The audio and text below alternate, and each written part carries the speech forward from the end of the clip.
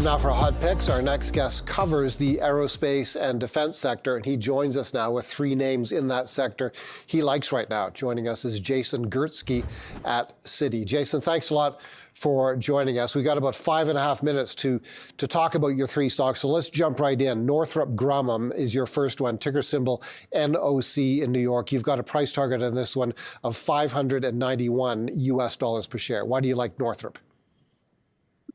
Yeah, look, I think the context here is pretty important for all three of the names that we're going to discuss today. So I'll spend maybe 10, 15 seconds here chatting about that.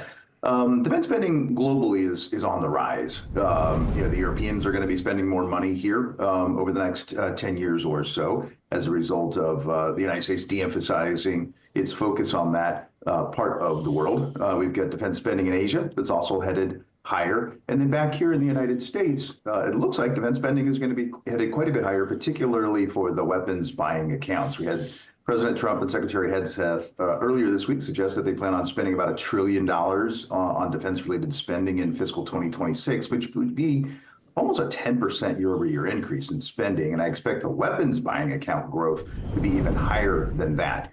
Importantly for Northrop, they are exposed to probably the two of the three most important programs that the U.S. government is working on today. We're recapitalizing our nuclear triad, so our missile silos out in the mid part of our country, the long-range strike bomber, and then the submarines that can deliver nuclear warheads. And Northrop Grumman is aligned with two of those, the bomber and the missile silos.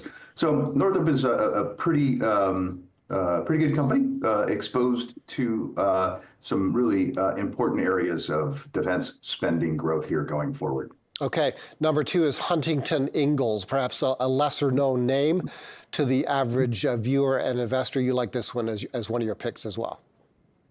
I do, and I mentioned the nuclear triad and the submarines, and so they're involved in that program and recapitalizing the submarine portion of the nuclear triad. Is in addition, they do destroyers, large deck amphibious ships, aircraft carriers, and during his address to the joint session of Congress back in February, the president suggested that he wants to stand up an office of shipbuilding inside the White House to figure out how we can close the gap between the U.S. productive capacity in shipbuilding versus China.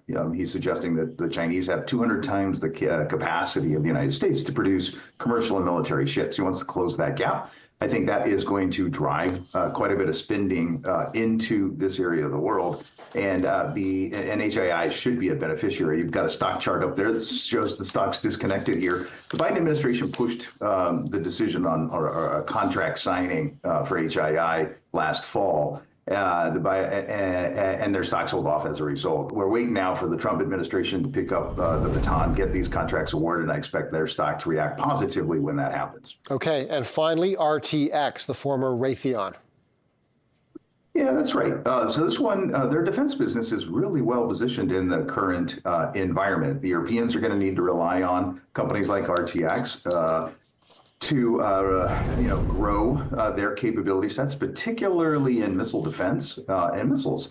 The French have about 200 nuclear warheads. The Brits have about 150. The Russians have about 6,000. So these guys are going to need really good missile defense systems, which they've been reliant on from the United States here in the past, if they are going to kind of go on their own and protect themselves. So Raytheon will be a key beneficiary of that. Tactical missiles as well as a key area or focus item for Raytheon. Europeans will be buying a lot of that. And then back here on the homeland, one of the things that the president's talked about since taking office is setting up a missile defense dome here in the United States.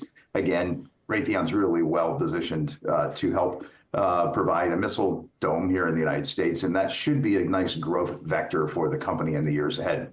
Jason, thank you so much for your insight. I'd love to have you back sometime to talk further about stocks in the aerospace and defense sector. Jason Gursky is an analyst at Citi, and those were his hot picks in the